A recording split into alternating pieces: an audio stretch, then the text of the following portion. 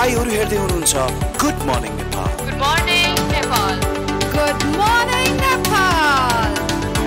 Good morning Nepal.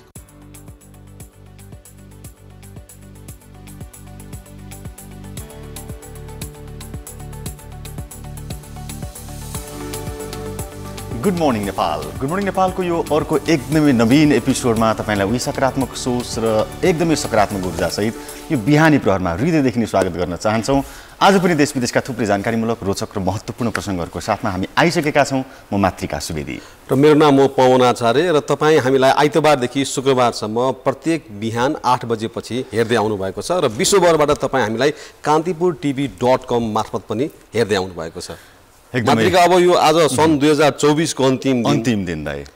सन् 2024 चाहिँ कस्तो रह्यो भन्ने लाग्छ मातृका? एकदमै यो हरेक वर्ष जस्तै एनालिसिस गर्ने हैन, विश्लेषण गर्ने, बितेको वर्षलाई सम्झिने दिन हैन, यो विशेष अवसर पनि हो।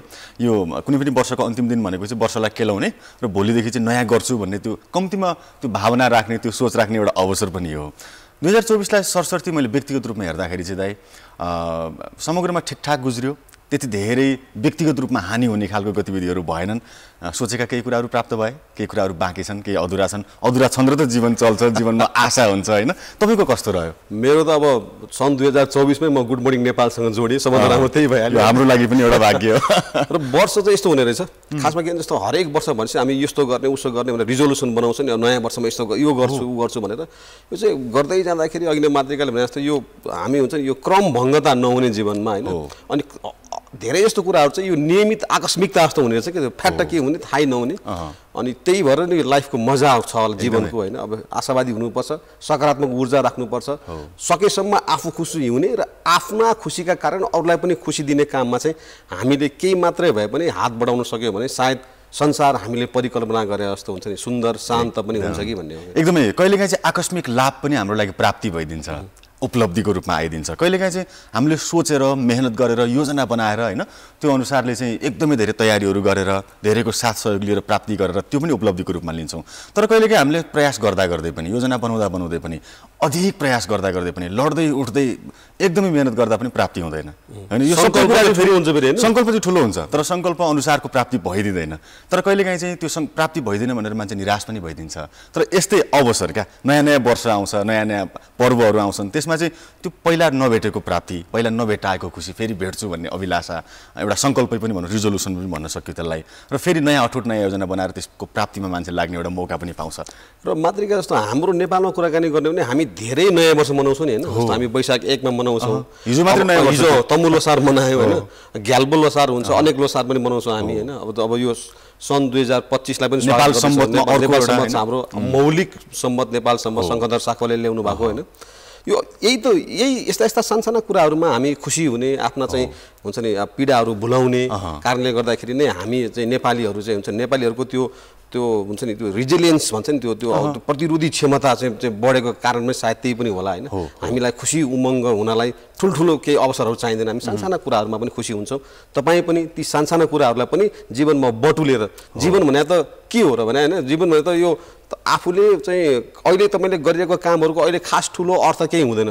तर जब तपाईँ 4-5 वर्ष चाहिँ व्यतीत गर्नुहुन्छ अनि फर्केर ती दिनलाई सम्झिनुहुन्छ नि, ओहो त्यो गजब भारे छ भन्ने लाग्छ नि त। अनि यो life is all about memories भन्छ के त्यो। एकदमै बिपी कोइरालाले भनेको एउटा कुरा याद आउँछ क्या दाइ, जस्तो जीवन भन्नु नै के र हैन। पहाडको माथि टुप्पोमा पुगेर फर्केर तल फेदीतिर हेर्दाखेरि चाहिँ कठै सम्झनाहरू छोडिएछन् भने त्यो सम्झिने, कल्पना गर्ने एउटा माध्यम, एउटा मार्गदर्शन या बाटो मात्रै हो रे क्या जीवन।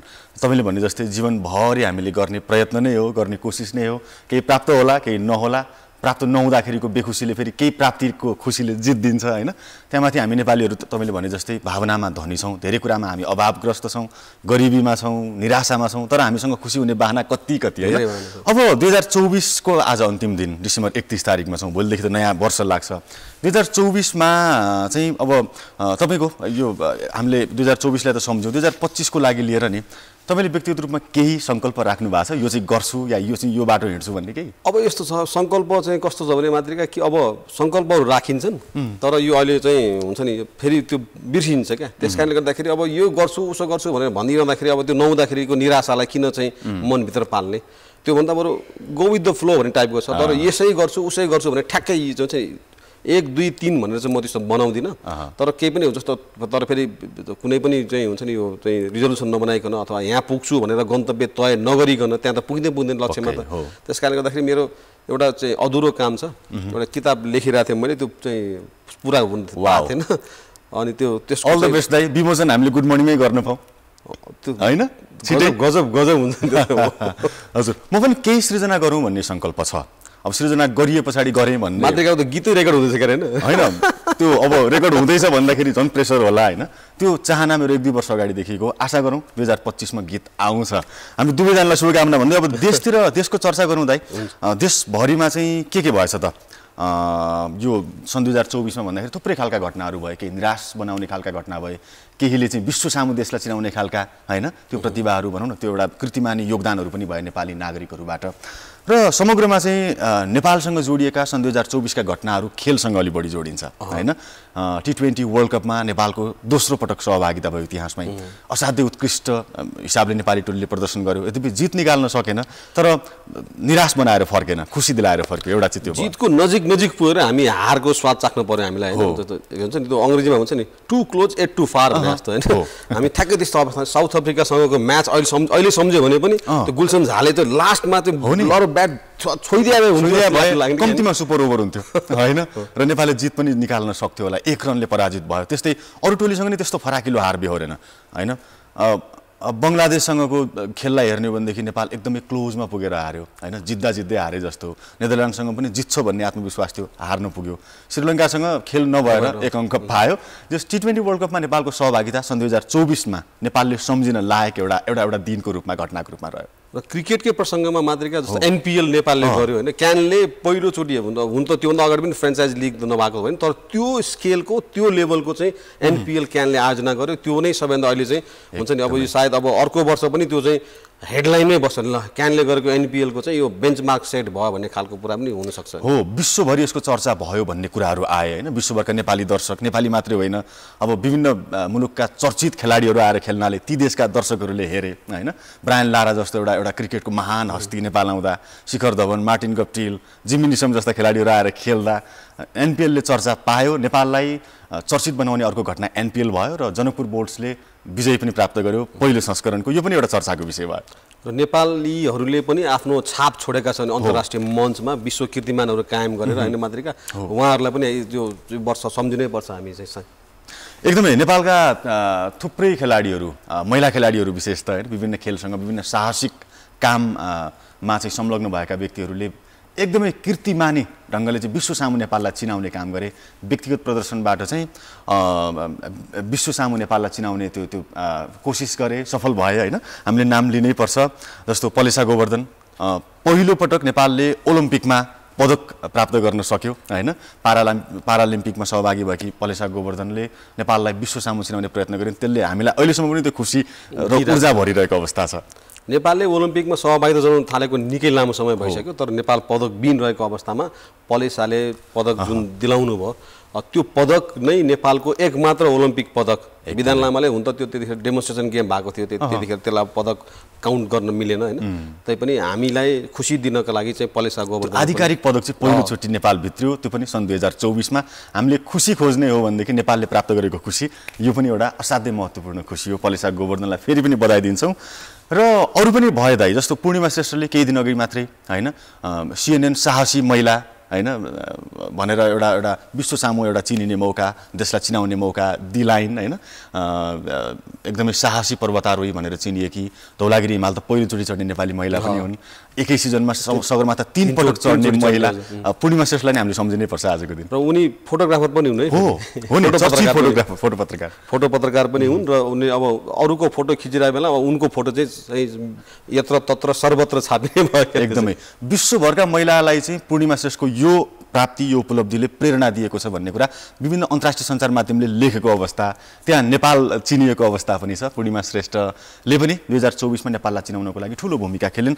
त्यस्तै बीबीसी चाहिँ 100 वुमनमा सिलसिला आचार्य जो जलवायु परिवर्तनसँग जोडिएको फोहोर व्यवस्थापनको क्षेत्रमा सक्रिय एकजना नेपाली महिला उनले पनि देशलाई चिनाउनको लागि ठूलो प्रयत्न गरिन् र जो आफ्नो बरकतले आफ्नो बुताले आफूले सके जति गरेर चाहिँ यसरी नाम चिनाउने नेपालको नाम पनि चिनाउने र आफूलाई पनि चिनाउने जुन जो हुनुहुन्छ उहाँहरूलाई हामी सतत नमन गर्छौँ होइन र यो उहाँहरूको यस्तो सत्कर्महरूका कारणले गर्दाखेरि नेपाली हुनुमा गर्व अनुभूति हुन्छ नभए त तपाईँ विदेश जान लाग्नुभयो भने जब अहिले त अर्कै हरियो भन्दा अर्कै खालको पासपोर्ट आएको छ त्यो पासपोर्ट देखाउने बित्तिकै हुन्छ नि हामीलाई कस्तो खालको व्यवहार गर्छ भन्ने कुराले हामी कति चाहिँ पछाडि छौँ भन्ने कुरा देखिन्छ तर यस्ता व्यक्तिहरूले चाहिँ नेपालको नामलाई उँचो बनाउनु भएको छ र उहाँहरूकै सत्कर्मका कारणले गर्दाखेरि नेपाली हौँ भन्नलाई एक खालको गर्वको महसुस पनि हुन्छ हैन एकदमै हामीलाई गौरवान्वित बनाउने महान व्यक्ति हामीले भन्नुपर्छ उहाँहरूलाई एकदमै सम्मान व्यक्त गर्न चाहन्छौँ र यो सँगसँगै हामीले निराशा पनि भोग्नु पर्यो दाइ सन् 2024 लाई सम्झिँदाखेरि बाढी पहिरो जन्य विपत्तिबाट चाहिँ काठमाडौँ उपत्यका लगायत देशका विभिन्न ठाउँलाई एकदमै प्रभावित तुल्यायो हजारौंको मृत्यु भयो हैन दशौं हजार प्रभावित भए करोडौंको जनधनको क्षति भयो त्यो हिसाबले पनि हामीले यो प्राकृतिक विपत्ति ले पनि अलिकति बढी प्रभावित पारेको वर्षको रूपमा 2024 लाई लिनुपर्छ र 2025 मा चाहिँ हामीले के गर्न सकेको थिएनौं त यो भनौं न प्रकोप नियन्त्रणको लागि या पूर्व तयारीको लागि भन्ने कुरालाई पनि एउटा पाठको रूपमा चाहिँ सायद हामीले लिनुपर्छ होला असोजमा भएको बर्खाले हुन्छ नि त्यो चाहिँ जुन खालको क्षति दियो नि हामीले बेहोर्नु पर्यो त्यसबाट हामी चाहिँ यो चाहिँ हाम्रो मातृकाले भने जस्तो हामी चाहिँ प्रकोपको लागि चाहिँ तयार छैनौं भन्ने कुरा चाहिँ देखियो हैन अझ काठमाडौँ महानगरपालिका भित्र काठमाडौँ उपत्यका भित्रै त्यत्रो ठुलो चाहिँ क्षति भयो यसले चाहिँ हामी के हुन्छ भने यो कहिले हामी सानोमा चाहिँ छेपारोको कथा सुन्थ्यौं नि त्यस्तै खालको हैन यो वर्ष चाहिँ एकदम जाडो भयो अब चाहिँ अर्को वर्ष चाहिँ म चाँडै नै तपाईँ छेपाराको उखान जस्तो के चाहिँ त्यो दाउरा जोहो गर्छु भनेर चाहिँ छेपारा बस्या जस्तै खालको चाहिँ हाम्रो चाहिँ सरकारी संयन्त्रहरू बसेका छौँ हामी पनि बसेका छौँ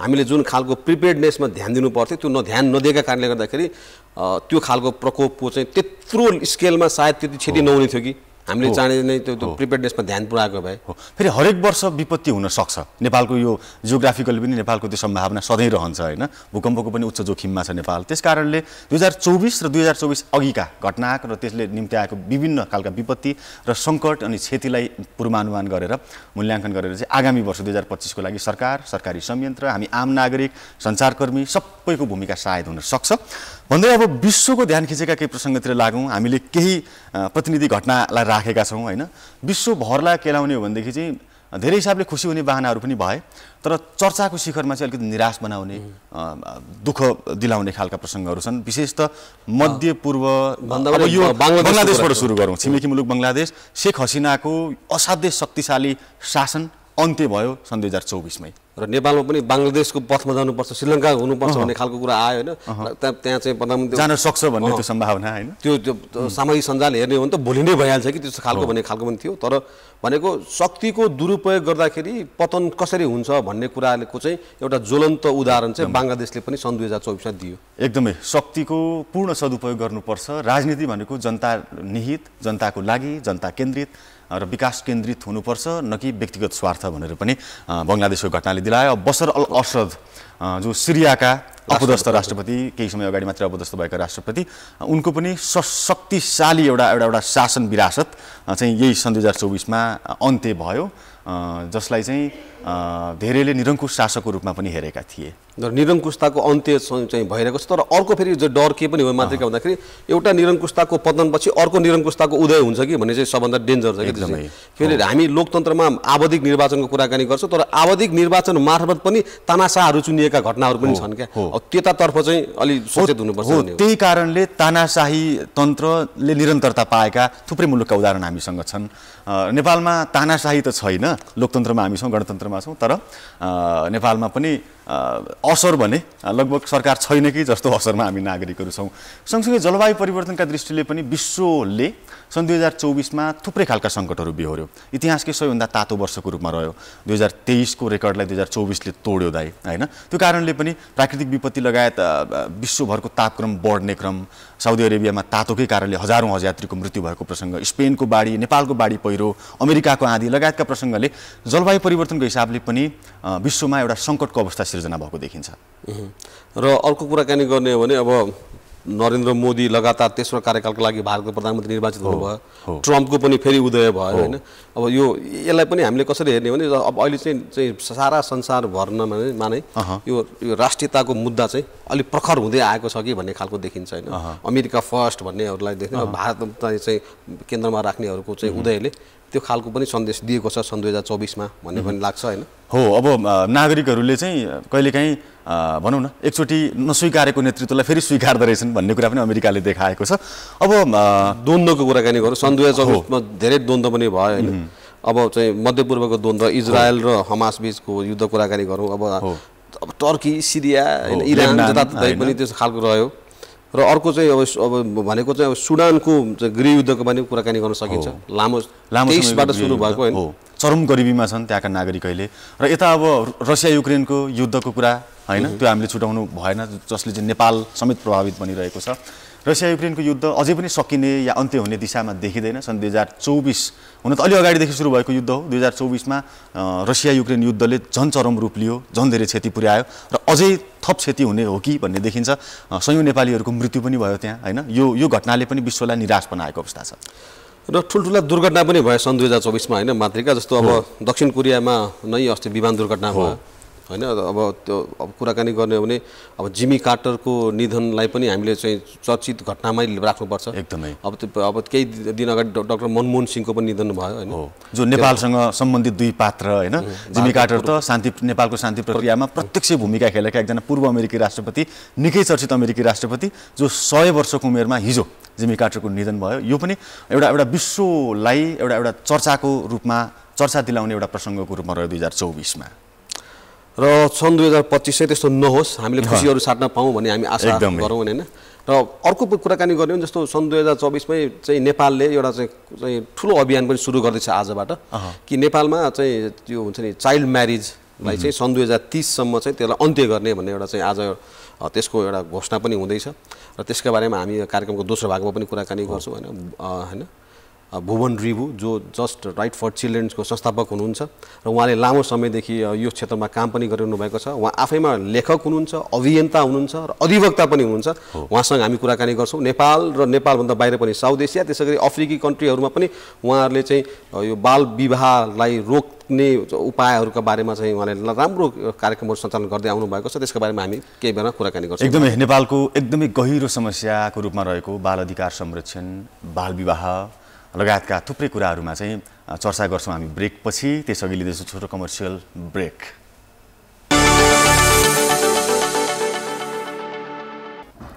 ब्रेकपछि यहाँलाई पुनः स्वागत छ यहाँ हेर्दै हुनुहुन्छ गुड मर्निङ नेपाल यो कान्तिपुर टेलिभिजन र अघि नै हामीले चर्चा गरिसकेका छौँ कि आज हामीसँग एकजना विशेष अतिथि पनि हुनुहुन्छ भनेर र नेपालको हकमा कुराकानी गर्ने हो भने यो बाल विवाह चाहिँ अझै पनि हुन्छ नि 3 मध्ये 1 को चाहिँ सानै उमेरमा विवाह हुने गरेको छ विशेष गरी महिलाहरूको बालबालिकाहरूको र यो स्थितिलाई सन् 2030 पछि चाहिँ शून्यमा झार्ने लक्ष्यका साथ एउटा अभियान सञ्चालन भएको छ र त्यो अभियानलाई just right for children JRC को नाममा चिनिन्छ र त्यसलाई स्थापना गर्नुभएको छ भुवन रिभुले उहाँ आफैमा एउटा लेखक हुनुहुन्छ अभियन्ता हुनुहुन्छ र अधिवक्ता पनि हुनुहुन्छ र भुवन रिभु नेपालमा आउनुभएको छ र त्यो उहाँ नेपालमा आउनुभएको कारणले गर्दाखेरि पनि आज हामी उहाँसँग कुराकानी गर्नेछौँ र विशेष गरी हामी चाहिँ त्यो चाइल्ड म्यारिजलाई कसरी चाहिँ एलिमिनेट गर्न सकिन्छ नेपालमा सन् 2030 सम्म यो चाहिँ सस्टेनेबल डेभलपमेन्ट गोलमा अन्तर्गत पनि पर्छ र नेपालको हकमा के छ भन्ने बारेमा हामी आज भुवन रिभुसँग कुराकानी गर्दैछौँ भुवनजी welcome to Kantipur Thank you for having me. Just before starting with your purpose of your visit to Nepal, what inspired you to to move on to the social activism sector? As I was practicing law, I was involved in doing a research on the plight of missing children, especially the girls who were going missing from the Hetauda Makwanpur regions in Nepal. In 2002, maybe. In 2002. And in 2002-03, as we did this research, we found that while a very large number of girls were they were disappearing, they were being kidnapped, they were being trafficked, under the garb of providing employment in Indian circuses, only a very small number was actually reaching circuses.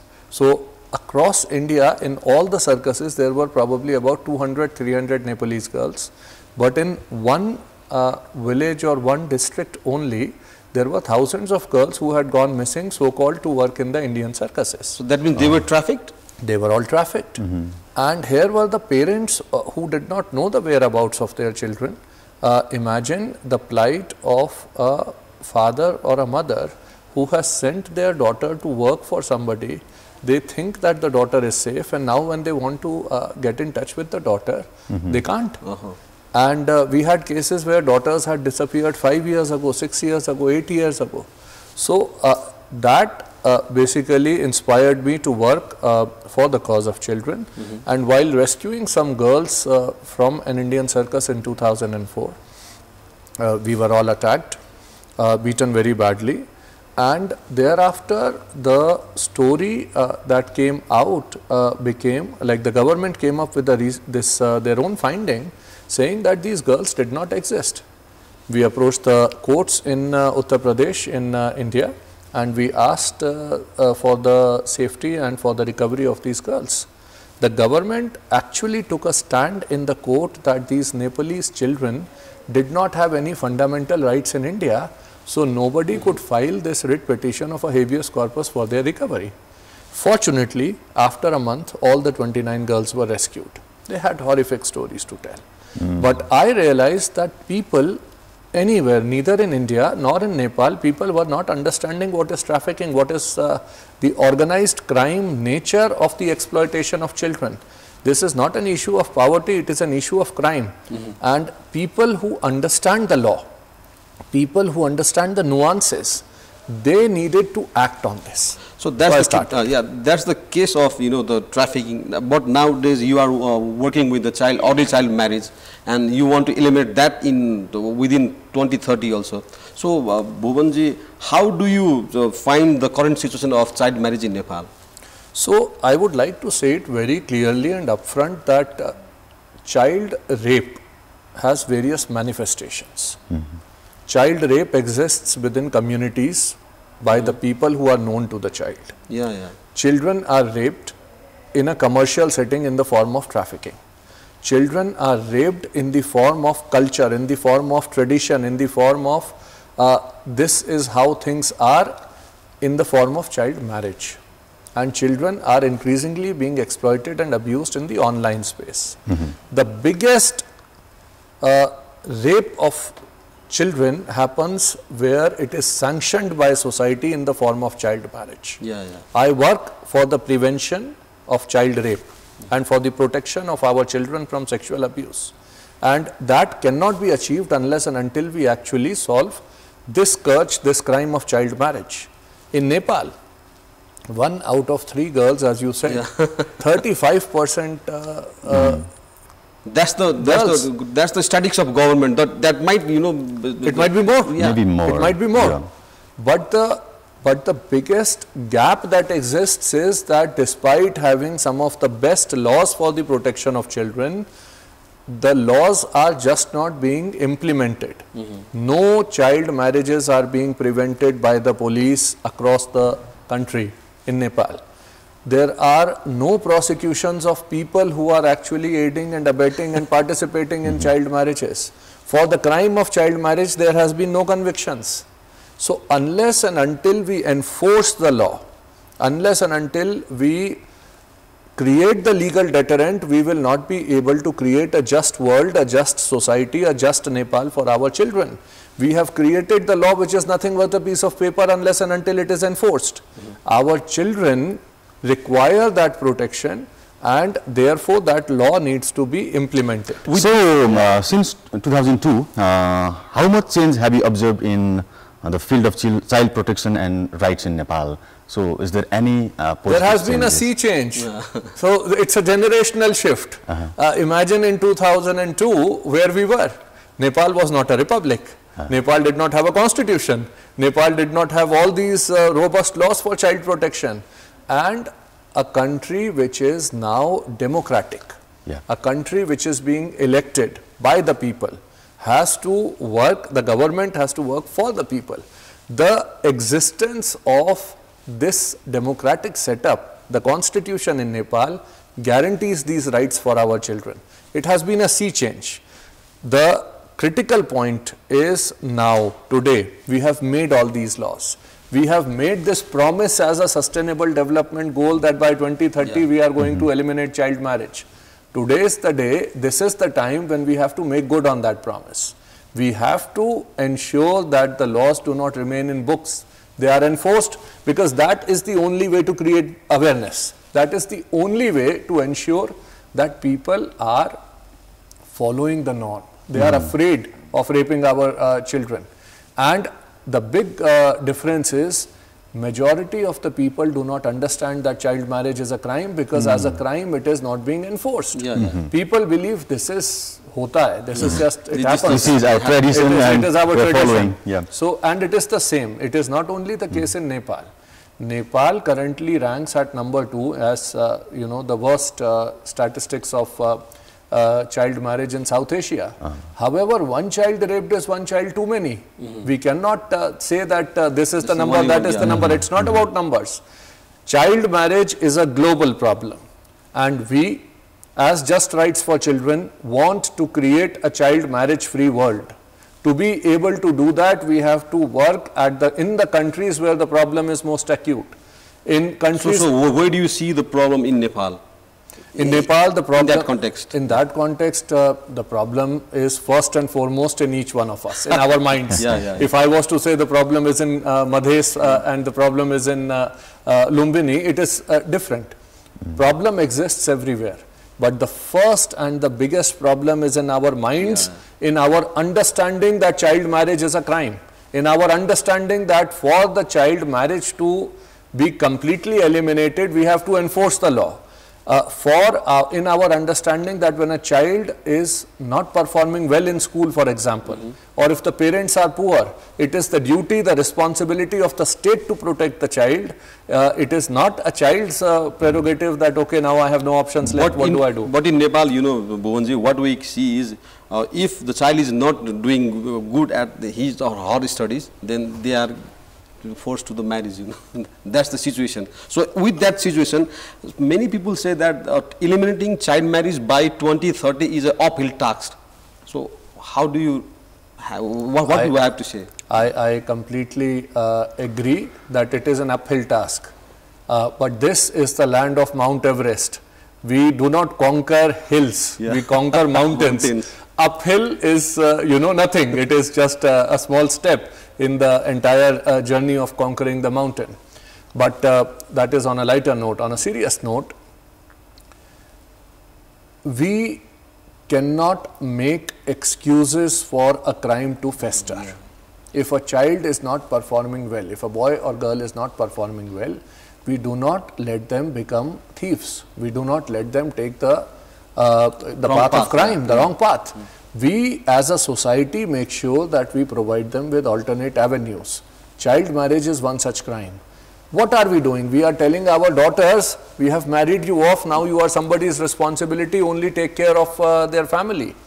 That is the biggest culprit, because this child is no longer an active participant in the economic workforce. We are losing over 55 lakh girls to child marriage who can become contributory citizens to the economy of Nepal. The boys are going everywhere, doing all sorts of things, bringing so much of money back into Nepal. The valor, the resilience, the bravery of Nepalese men is globally renowned. You know, as I was saying earlier, it is the Nepalese men who conquers this Mount Everest and all the other these high Himalayan peaks. So, finishing it, completing it, climbing this uphill task is a very easy task for a Nepali person. As far as I know, that's why you are here in Nepal, and today I think you are meeting our Honorable Prime Minister also, yeah? Yes, we are. The thing is that 2 years ago, the end of child marriage seemed an impossible task anywhere. The United Nations in one of its reports said that it will take 300 years to eliminate child marriage fully. In India, one of the UN agencies said that it will take till 2050 to reach the tipping point of child marriage, which is currently at 23% in India, and to reach that 10%. This requires a whole of society and a whole of government approach. If we make this resolve by ensuring robust policies, by making sure that we are investing in girls' education, their skill development, by making sure that we are creating the institutions that respond for the rehabilitation, for the prosecution, by working on the capacity, by working on the knowledge and the awareness, by taking an approach which is a whole of society and a whole of government accountability approach, we can end child marriage before 2030. It has to simply be strategic. Child marriage is a crime. It has to be tackled systematically and systemically. That is why we are meeting the Honorable Prime Minister, and we are also going to be launching the biggest campaign in Nepal ever on child protection, on the issue of child marriage today, with a resolve to make a child marriage free Nepal by 2030, wherein we are going to start with taking pledges across Nepal, across all municipalities, across all schools. Children are going to be made aware. But the government agencies, the police officers are also going to be made aware that when the NGOs are coming to you, when the children are coming to you, then you have to act. We will be working with the faith leaders. There is, in our societies, marriage is a social affair. But we have to understand that we cannot celebrate the impending rape of a child. And it is the responsibility of the priests, the pandits, the maulanas first to actually act on this. So if there was imagine a situation where a pandit first asks, give me the birth certificate. If a band person, if the ghodiwala, if the tent house person, if the halwai, if these people who are that ecosystem of marriage, if they start asking for the age verification, if the police were to say that we will act and put somebody in jail, if the panchayats were to take responsibility, if the municipalities were to take responsibility, the end is right next to us. In 2021, Assam had a huge problem of child marriage. In 2022-23, working with us, the Assam government started on a major crackdown on child marriage. They prosecuted people in phases. Over 5,000 people were arrested. Between 21 and 23, we realized that there was an 81% reduction in child marriages in just 2 years. So anything can be achievable. Anything can be achieved. It is the legal deterrent that is going to do it. There is a saying in Hindi, Bhai bin hoye na preet, which basically means that there is no love without fear. So we are using the love that exists within each one of us, but also the fear of the law. So it is an approach which starts with taking pledges. It goes on prevention, it goes for the protection, it goes on prosecution. That's why, but it is a collective partnership of all of us. So most of the time you are mentioning the whole of society and whole of government approach. Can you please elaborate it in clear way to our viewers? Absolutely. At the center of it is a child. So the child needs to be made aware first of what are the rights. The girls need to know these are the options available to you. That is the first thing. Then the families need to be aware that they should not be thinking, if the child is not performing well, that okay, let's marry the daughter and send the son to work somewhere. These are an option, an alternative is their right. And if they don't do it, then it is a crime and the family can be prosecuted for it. Then think about the journey of a child. What happens in that journey? They are going to school. The teachers have to be responsible. The municipalities have to be responsible. The panchayats have to be responsible. The religious leaders also. And of course, then I was going to say that when a marriage is going to be fixed, the religious leaders have a huge responsibility. The responsibility of the state machinery is to act, but the responsibility of the society is to report. We had an incident recently in Patna where the people who had gone to attend a child marriage, actually somebody picked up the phone and called up the police and said that here is a 12-year-old marrying a 35-year-old man. That is the collective consciousness of society that needs to rise, that we take responsibility for our children. And that is the whole of society and whole of government approach. But I always say that the whole of society and the whole of government approach needs a whole of accountability. All of us have to be accountable for our children and be responsible for these actions. It is only through strategic actions that we undertake in these specific places, ensuring prevention, but at the same time ensuring prosecution, that is going to see the end of child marriage. I am confident that Nepal can do it, and I am also confident that confidence comes from the fact that today we are meeting the Honorable Prime Minister, but also the state governments of 7 provinces are coming together for the first time under the aegis of the Ministry of Women, Children and Senior Citizens, and this entire campaign is being led by Mr. Dilli Bahadur Chaudhary from Nepal, who has convened all these people to come together. So when there is that collective resolve at all levels of government, all it requires is for the people to understand that the government is behind them, the law is with them, it is the law which defines what is right and wrong, and this has been declared to be a wrong. It is a crime and it has to be ended now. That's why you have always been highlighting the collaboration between the civil society and government. Definitely. Civil society or government needs, both of them need to work together. They need to work in partnership. Government can reach certain places, civil society can reach some certain places, but at the end of the day, the solution at scale can only be achieved when the government takes it up. Civil society acts in one geography, in one village, in one district, but at the same time, the government works everywhere. The civil society will identify the micro level problem, the child, and the government will ensure that there is a macro level policy solution to provide that protection to the child. So it has to be a complete circle where a macro level policy is there for the micro level child, and a micro level problem is or the child is protected through that macro level policy. So are there any differences between the cause of child marriage in Nepal and India or other countries? Children are children, and laws are laws. So there is no difference in the causes, but in some countries there is a new trend that in the name of religion and our lack of understanding of various religions, we sometimes allow for crimes to fester. Recently, there is a proposal in Iraq that they are doing away with the minimum age of marriage, and girls will be able to marry after reaching the age of puberty.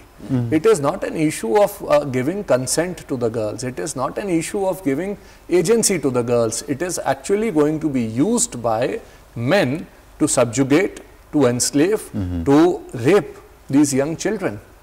This law needs to be done away with.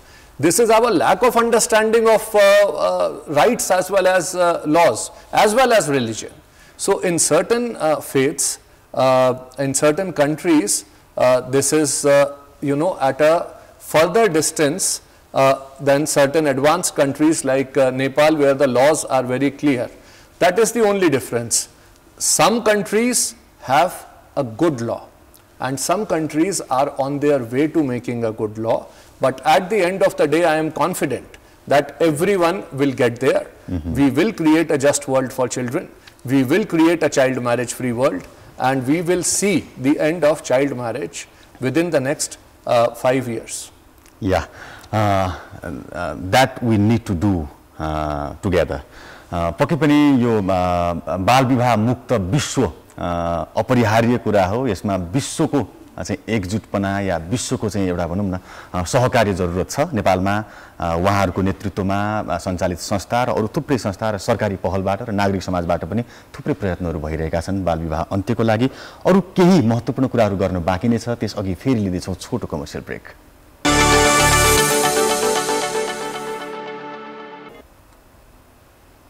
ब्रेकपछि पुनः स्वागत छ। यहाँ हुनुहुन्छ good morning नेपालमा, Kantipur television हेर्दै हुनुहुन्छ तपाईँ। र आज हामी कुराकानी गर्दैछौँ just right for children JRC का संस्थापक भुवन रिबुसँग।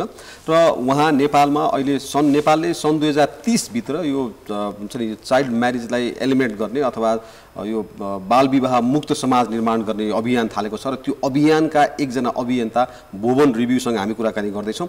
Bhuvanji, welcome back once again. And talking about the SDG goals 5.3, so what do you believe are the critical milestones, you know, that need to be achieved to the Sustainable Development Goal 5.3 in context of Nepal? Specifically for Nepal, we are already at a very advanced stage because we have a very robust law. What is required now is the implementation. As I said earlier, we can use a strategy which I have promoted called the PICKET strategy. PICKET strategy means policies for prevention, protection and prosecution. Investments in education, making education free and compulsory till the 18 years. But again, we have it. All we need to do is enforce this. So implement the policies that we have, then build the capacity of the children, the communities, the institutions that are supposed to implement these strategies, the knowledge, the ecosystem and use technology. But when we are working on it systematically, we have to identify the areas, the geographical areas where the problem is most acute. In those areas, we have to work on the legal deterrent, but also on the prevention, on the pledges. Like we were mentioning earlier, Madhes. It says that there is a very rampant problem. The data indicates that over 45% girls in Madhes are getting married. And the real number may be much more. These are government statistics. Therefore, we need to focus first on these geographies. So it has to be an intensive area action approach in these geographies within the next 3 years. So we have to give ourselves targets to achieve the SDG 5.3 by 2030. Where are we going to be in the next 1 year? So in the next 1 year, supported by the Just Rights for Children, the NGOs in Nepal are going to start promoting large-scale pledge-taking programs. The first pledge is going to be undertaken by the Honorable Prime Minister today. Then the Honorable Minister is going to administer the pledge to everyone in the present today. And then every student will take a pledge, every faith leader will take a pledge. This is the beginning of the awareness. But at the same time, we are going to act and start the prosecutions, start the implementation of the laws that we have. So if we are able to create the legal deterrent within the next 1 year and at least create this ecosystem where the law is there for the protection of the child, then in the next 3 years there is no reason why we can't see a tipping point in the ending of child marriage. Currently it is at 33%. Our goal has to bring it to less than 15% in the next 3 years. So now, you know, many NGOs are also, you know, willing to work with you. What advice would you give to the young activists and the NGOs that want to work with you in the eradication or the elimination of the child marriage by 2030? I would say for each one of us, see, speak, act. Silence is violence. When we are actually seeing a girl get married and not raising our voice against it, we are aiding and abetting a crime, and we are actually celebrating the impending rape of a child. Child marriage is nothing but child rape, and that cannot allow to happen. So all we need to do is speak up, act, and we need to have accountable government and police machinery that actually acts when somebody like you or somebody like me picks up the phone, calls up the police must act. So we have government in 3 levels now. Yes. So are they aware about it enough, or government need to read or need to study something? The government just needs a resolve. I think they are well aware when they make a law. We are not talking about you know, a problem where we are saying this is a problem that exists, the government needs to make a policy around it. The Constitution of Nepal guarantees the rights of freedom, the rights of education, the rights of equality, the rights against exploitation, the right of justice. The laws in Nepal, the penal code, the child marriage laws are very robust. So the government is well aware. It is the behavior change. It is the change in our understanding of the issue. In our intention. Our intention. The motive has to be that it is a crime. Behavior change through the force of love and the force of law needs to work simultaneously. And our understanding and our deeper consciousness needs to increase in that understanding that child marriage is not just a social evil or not just a thing of poverty, that somebody is poor and the girl is not performing well, let them get married. The girls who went missing 20 years ago are not going missing today, simply because we were able to enforce the law both in India as well as in Nepal. In India, we had a huge missing children's problem till about 2013 when the Supreme Court made a robust policy and said compulsory registration of FIR must be done. The number of children going missing fell down from 160,000 to less than 60,000. 100,000 children were saved. 81% reduction in the rate of child marriage in Assam today proves that deterrence is the key. The legal deterrence is the key, and that behavior change is what is needed for the citizens, for the activists, for the young children, and for all of us in Nepal. So now we are at almost come to the end of the program. So thank you very much for giving us time, valuable time, and also showing the kind gestures to our girls and of Nepal, and who has been forced to the child marriage, and you have shown them a path to follow and not to be married in a very early age.